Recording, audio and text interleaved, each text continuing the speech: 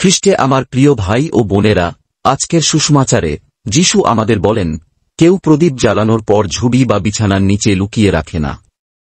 পরিবর্তে তারা এটি একটি দাঁড়ির উপর রাখে, যাতে যারা ভিতরে আসে তারা সকলেই এর আলো দেখতে পায়।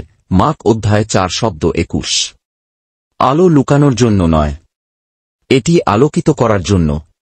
বিশ্বাস গোপন বা আরামদায়ক থাকার জন্য নয়, এটি আলোকিত করার জন্য, বিশেষ করে যখন ছায়া আমাদের চারপাশে জড়ো হয়। কল্পনা করুন সৌন্দর্যের একটি উপত্যকা মৃত্যুর উপত্যকায় পরিণত হয়েছে। 22 এপ্রিল 2025 তারিখে কাশ্মীরের পাহলগামের মনোরম বৈশরান উপত্যকায় 26 জন পর্যটক একটি নৃশংস আক্রমণের শিকার হন। তাদের মধ্যে ছিলেন ইন্দোরের 58 বছর বয়সী খ্রিস্টান বীমা ব্যবস্থাপক সুশীল নাথানিয়েল, যিনি তার প্রিয় স্ত্রী জেনিফার এবং তাদের সন্তানদের সাথে ভ্রমণ করছিলেন। সন্ত্রাসীরা যখন তাকে তার বিশ্বাস প্রমাণের জন্য ইসলামিক কলমা পাঠ করার নির্দেশ দিয়েছিল, তখন সুশীল কেবল উত্তর দিয়েছিলেন, আমি খ্রিস্টান। তিনি বক্তৃতা দেননি, তিনি তর্ক করেননি। তিনি তাদের সামনে চুপচাপ দাঁড়িয়েছিলেন এবং তার আলো স্ট্যান্ডের উপর রেখেছিলেন। সেই মুহূর্তে তিনি আমাদের প্রভুর কাছে যে কোনো ধর্মোপদেশের চেয়ে ভালো সাক্ষ্য দিয়েছিলেন। সেই সহজ স্বীকারোক্তির জন্য তাকে গুলি করা হয়েছিল। তার মেয়ে আহত হয়েছিল। তার স্ত্রী তার বিশ্বাসের শেষ কাজটির সাক্ষ্য দিয়েছিলেন। সুশীলের সাক্ষ্য আমাদের কি শিক্ষা দেয়?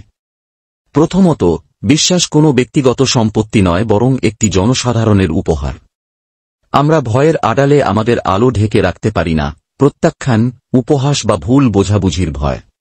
যখন আমরা আমাদের সাক্ষ্যকে হ্রাস করি, তখন আমরা অন্যদের আমাদের মাধ্যমে খ্রিস্টের প্রেমের মুখোমুখি হওয়ার সুযোগ থেকে বঞ্চিত করি।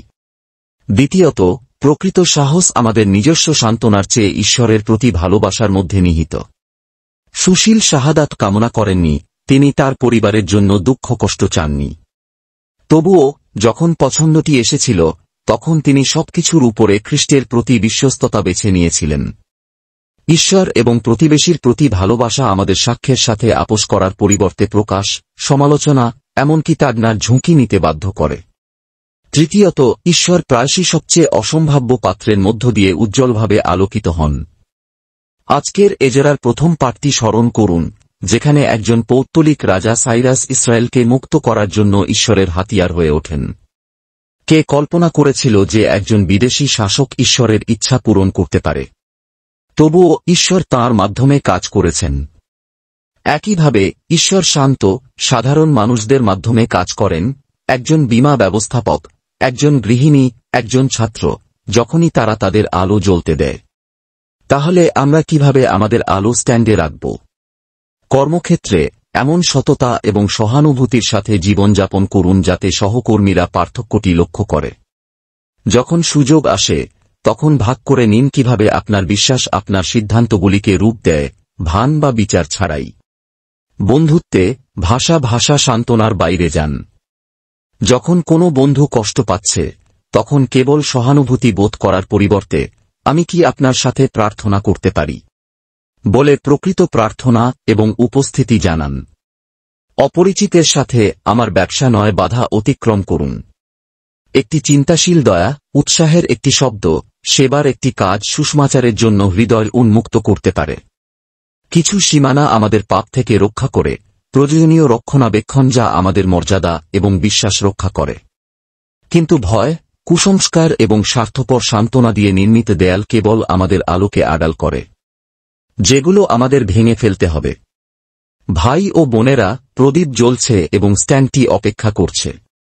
আপনি কি আপনার আলো সকলের দেখার জন্য জ্বলতে দেবেন? সুশীল নাথানিয়েলের মতো তুমি কি আমি খ্রিস্টান বলার সহজ কিন্তু গভীর কাজটি বেছে নেবে, এমনকি যখন এর জন্য তোমাকে অনেক মূল্য দিতে হবে? আমাদের প্রভু আমাদের সাহস দিন যেন আমরা তাঁর আলো আমাদের মধ্য দিয়ে প্রবাহিত করতে পারি, অন্যদের অন্ধকার থেকে বের করে তাঁর প্রেমে পরিচালিত করতে পারি। আমিন। Echoes of the word echoing Christ in every heart where silence speaks and every voice matter.